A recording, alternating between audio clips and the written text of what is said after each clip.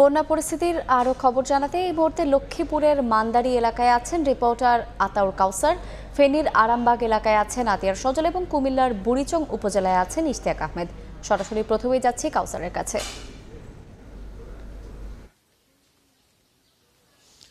বন্যার কি ভয়াবহতা এই লক্ষ্মীপুর উপজেলার বেশ কিছু ইউনিয়নে ছড়িয়েছে তা দেখলেই বোঝা যায়। এই মুহূর্তে আমি আছি লক্ষ্মীপুর উপজেলার মান্দারি ইউনিয়নের ১ নং ওয়ার্ডে। এখানে চারপাশে পানি এমনভাবেই বিস্তৃত হয়েছে যে আসলে নৌকা ছাড়া আর চলাচলের কোনো উপায় নেই, এবং সে নৌকার সংখ্যাও যে খুব বেশি তা কিন্তু না, খুব অপ্রতুল। আমরা দীর্ঘ সময় থেকে একটি নৌকায় উঠতে পেরেছি এবং নৌকায় করে এখানে বন্যায় দুর্গত যে সকল মানুষ আছেন তাদেরকে দেখতে আমরা এসেছি। আমরা এখন যেদিক দিয়ে আমাদের নৌকাটি যাচ্ছে এটি কিন্তু একটি রাস্তা, অর্থাৎ রাস্তার উপরে এই পরিমাণ পানি জমেছে যে সেদিক দিয়ে নৌকা চলাচল করছে। সেক্ষেত্রে আশপাশের বাড়িগুলোর কি অবস্থা সেটি কিন্তু সহজেই বোঝা যায়। তবে একটি জিনিস আমরা দেখেছি, এখানে আশপাশের ঘরবাড়িগুলো কিছুটা উঁচু করে তৈরি করা, যে কারণে কিছু কিছু ঘরে হয়তো এখনো পর্যন্ত পানি ঢোকেনি, কিন্তু যে ঘরগুলো নিচু জায়গায় অবস্থিত সেই অধিকাংশ ঘর পুরোপুরি পানির নিচে তলিয়ে গেছে। এবং আমরা যতটুকু জানতে পেরেছি যে এই ঘরগুলোতে আর কোনো মানুষ থাকার কোনো উপায় নেই, কেউ আর এই ঘরগুলোতে থাকছেনও না। এবং নৌকা ছাড়া যেহেতু এই অঞ্চলগুলোতে চলাচল করার কোনো উপায় নেই, তার প্রেক্ষিতে এখনও পর্যন্ত এখানে আজকে 7 দিন হয়ে গেলেও কোনো রকমের ত্রাণ পায়নি, এমনটি বলছেন বন্যায় দুর্গত যে সকল মানুষ আছেন তারা বলছেন। স্ত্রী সন্তান এবং বৃদ্ধ বাবা মাকে নিয়ে এখানে অনেকের সাথে আমরা কথা বলেছি, তারা অত্যন্ত কষ্টে তাদের দিন যাপন করছেন। কারণ তারা বলছেন যে যেহেতু তাদের রান্না করার কোনো উপায় নেই, পানির টিউবওয়েলগুলো পানির নিচে তলিয়ে গেছে, সব মিলিয়ে তাদের সুপেয় পানির যথেষ্ট অভাব, তারা রান্না করতে পারছেন না। এবং তারা অভিযোগ করছেন যে এই সুযোগে কতিপয় ব্যবসায়ী জিনিসপত্রের দাম এমনভাবে বাড়িয়েছে যে তারা আসলে শুকনা খাবার যে কিনে খাবেন সেই উপায়টিও নেই। তো সেক্ষেত্রে এদেরকে পর্যাপ্ত পরিমাণ ত্রাণ সরবরাহ না করলে তারা হয়তো পানির হাত থেকে বেঁচে থাকতে পারবে, কিন্তু খাদ্যাভাবে মরতে হবে এমনটি তাদের আশঙ্কা।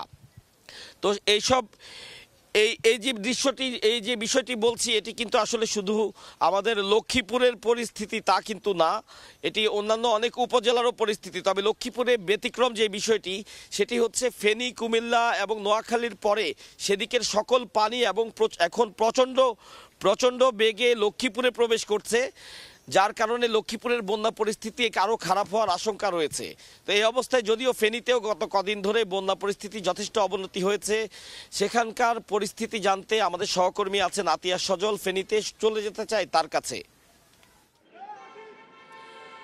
আসলে ফেনীর বন্যা পরিস্থিতিতে কিন্তু নতুন নতুন শঙ্কা তৈরি হয়েছে। এর মধ্যে সবচেয়ে বড় আশঙ্কা দেখা দিয়েছে এখন ফেনীর যে নোয়াখালীর কোম্পানিগঞ্জে যে মুসাপুর রেগুলেটর ফার্ম রয়েছে, যে 23 গেট সম্পূর্ণ, সেই ইয়াটি সকালবেলা ভাঙন সৃষ্টি হয়ে পানির তোড়ে পানির স্রোতে সাগরে ভেসে গিয়েছে মোহনায়, এবং যার কারণে কিন্তু আরেকটি নতুন আশঙ্কায় পড়তে হয়েছে অঞ্চলের মানুষকে। কারণ হচ্ছে এই মুসাপুর রেগুলেটর ফার্মটি জানেন যে আপনাদের ফেনীর যে উঁচু জায়গার বা আপের যে পানিগুলো, বিশেষ করে ফেনীর সোনাগাজীর যে এলাকায় রয়েছে আরেকটি রেগুলেটর ফার্ম মুহুরী প্রজেক্ট, সেখানে এই দুটি ফার্ম দিয়ে মূলত কিন্তু রেগুলেটর দিয়ে এই অঞ্চলের পানি যেগুলো বন্যা, অতিবৃষ্টি বা জলবদ্ধতার পানি কিন্তু সেখান থেকে অপসারণ করা হতো। যদিও এই লোকালয়ের পানি যদি বাড়তো, সেখানে কিন্তু যখন সমুদ্রে ভাটা থাকতো তখন কিন্তু সেই পানিগুলো ওখান থেকে অপসারণ হতো। আবার যখন জোয়ারের পানি সমুদ্রে বাড়ে তখন কিন্তু গেট আটকে দিয়ে সেটি রক্ষা করা হতো। কিন্তু এই সুইচ গেটে ভেঙে যাওয়ার কারণে পুরো এলাকাটি অরক্ষিত হয়ে গেছে,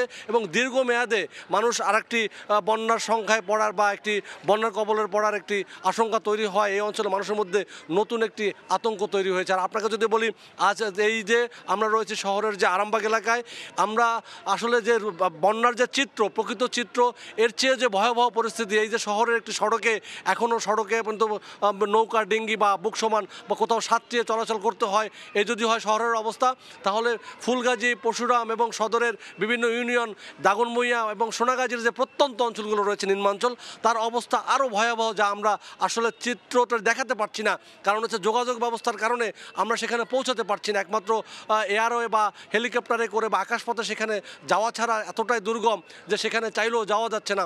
কারণ কোথাও নৌকা চলছে, কোথাও আবার উঁচু উঁচু সড়ক বা বিভিন্ন কালভার্টের কারণে নৌকা চলছে না, যার কারণে আবার যানবাহনে সেখানে যাওয়া যাচ্ছে না। সব মিলে আপনার দুর্গম পরিস্থিতি আছি এখন। এইসব এলাকায় পানির সংকট দেখা দিয়েছে এবং এখন মানুষের মধ্যে রয়েছে যে ডায়রিয়া সহ পানিবাহিত রোগ, চর্মরোগ দেখা দিয়েছে এবং অনেক এলাকায় শুকনো খাবার পানির জন্য হাহাকার তৈরি হয়েছে, মানুষ তলিয়ে রয়েছে। এইখান থেকে সমন্বিতভাবে যদি যে সকল ত্রাণ বিভিন্ন জায়গা থেকে আসছে তা যদি সমবন্টন না হয় তাহলে কিন্তু বিপর্যয় বাড়তেই থাকবে এবং মানুষের যে প্রাণহানির সংখ্যা আরও বাড়তেই থাকবে এবং এখান থেকে উত্তরণের জন্য সমন্বিত প্রচেষ্টাকেই গুরুত্ব দিচ্ছে সকলেই। আমরা কুমিল্লার বন্যা পরিস্থিতি জানতে চলে যাব, সেখানে রয়েছেন আমাদের সহকর্মী ইশতিয়াক।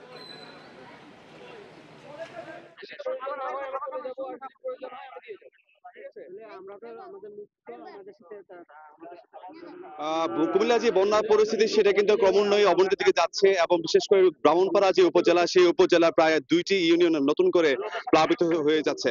এবং এই মুহূর্তে আমি দাঁড়িয়ে আছি কালিকাপুর আব্দুল মতিন খসরু যে ডিগ্রি কলেজ, সেখানে দাঁড়িয়ে রয়েছে এবং আমি যদি দেখাতে চাই সেটা একটা আশ্রয় কেন্দ্র এবং সেখানে আমরা দেখেছি যে 500 সাধারণ বন্যা কবলিত যারা রয়েছে তারা 500 জন মানুষ এখানে আশ্রয় নিয়েছে। তার পাশাপাশি প্রায় 80টি গবাদি পশু এই মুহূর্তে এখানে অবস্থান করছে। আমি যদি একটু জানিয়ে রাখতে চাই যে আজকে যে বুড়িচং উপজেলা বাক্সিমল ইউনিয়ন রয়েছে সেখানে দুপুরবেলায় র্যাব 11 CPC-2 যিনি কোম্পানি কমান্ডার রয়েছেন তারা একটি টিম এসেছেন এবং সেখানে যে বিশেষ করে একটি যে কালিকাপুর উচ্চ যে আব্দুল মতিন খসরু যে ডিগ্রি কলেজ, সেখানে প্রায় 5 শতাধিক মানুষকে সেখানে তারা খাদ্য সামগ্রী বিতরণ করছেন। এর আগে তারা ফকিরবাজার উচ্চ বিদ্যালয়, সেখানেও প্রায় 4 শতাধিক পরিবারকে শুকনো খাবার, বিশুদ্ধ পানি, খাবার স্যালাইন এবং খাবার সামগ্রী তারা বিতরণ করেছেন। আমি যদি জানিয়ে রাখতে চাই কুমিল্লার যে বর্তমান পরিস্থিতি সেটা কুমিল্লা জেলা জুড়ে অর্থাৎ 17টি উপজেলার মধ্যে 14টি উপজেলায় কিন্তু ইতিমধ্যে প্লাবিত হয়েছে। বিশেষ করে যে মনোহরগঞ্জ, চৌদ্দগ্রাম এবং নাঙ্গলকোট এই 3টি উপজেলায় কিন্তু